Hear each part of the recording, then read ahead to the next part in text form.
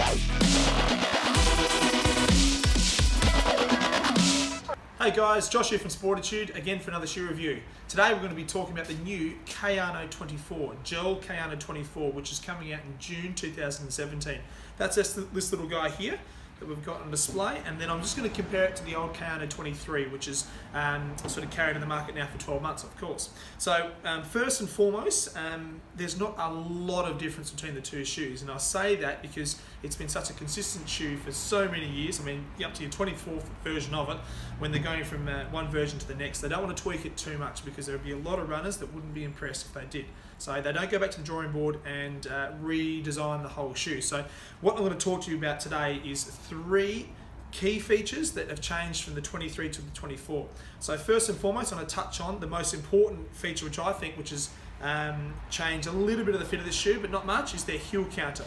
So if we just talk about the heel counter itself, it's essentially the structure and support in the back half of the shoe through here, so around that heel counter region in the upper. So if I just hold them up and compare the two of them, I'm going to just slowly bring that closer to the camera, and then I'll just swing it around as best as I possibly can there, like so and like so.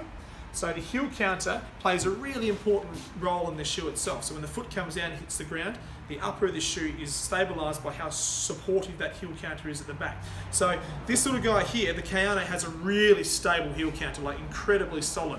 But it's not heavy, it's not compromising on weight, and it's certainly not pushing into the foot where it feels like it's too intrusive. It's just a really stable heel counter structure.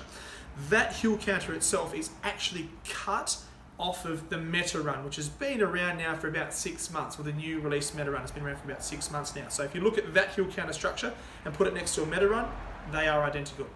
So that's one feature right through there. Now, the other feature I want to talk about is the toe box. So the toe box of the shoe is essentially how much space or how much play we got in this region through here. So, you know, if I ask you a question sitting at home and you're behind the computer, how many people have put a hole through their toe? I have myself.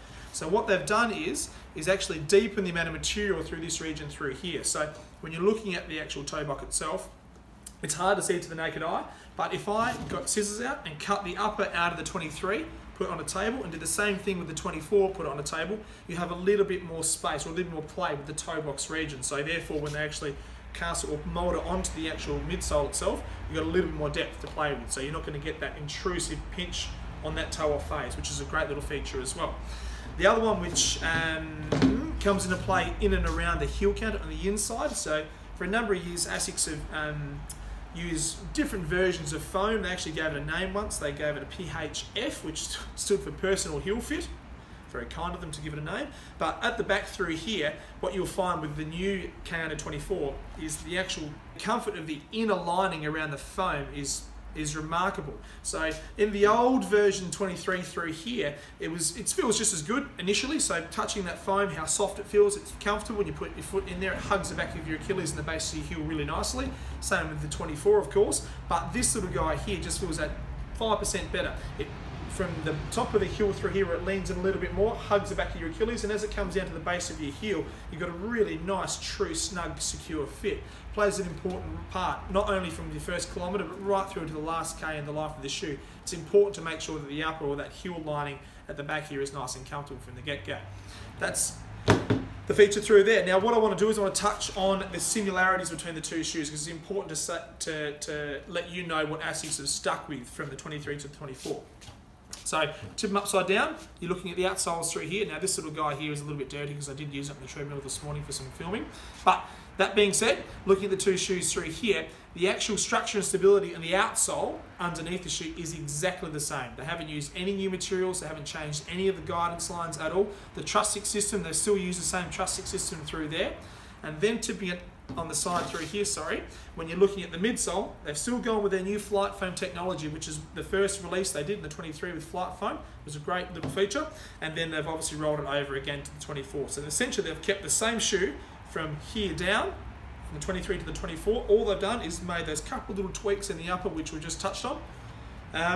What can I say about the actual shoe itself? It's fantastic. I've been for a couple of runs in it, really like it. My favourite feature of the new shoe is the support at the back of the heel counter. I really like that stable grab, and also just that little bit of extra depth through the toe box. For me, as I touched on before, I'm unfortunately known for wearing little holes in the top of my shoes, and it's just one of those things I've just put up with over the years. So I'd be really interested to see if this sort of guy here doesn't do this for me. So yeah, stay tuned, I'll let you know. When we're looking at someone in store and trying to understand what shoes will be suitable for specific foot types, where someone would fall into this category through here is the mildly pronated foot type. So you're probably sitting at home going, mildly pronated, what is that?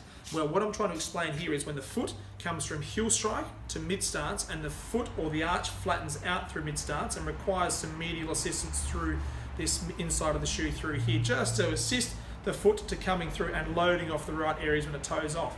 So when we're looking at this, an Asics shoe, we're looking for the dynamic Duomax or the Duomax medial posting. If I push my thumb on this section through here, it's a little bit firmer, therefore it won't collapse. And also one little feature that they've done is just increased a bit of the stability in the upper through this mid section through here as well. So not only do you get the support underneath with the dynamic Duomax, the upper itself has an extra underlay just to hold the foot in nice and stable as you transfer through the toe off.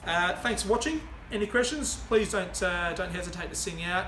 Write me an email, josh@sportitude.com.au, and look forward to helping you out with the new shoe selections. Take care, happy running.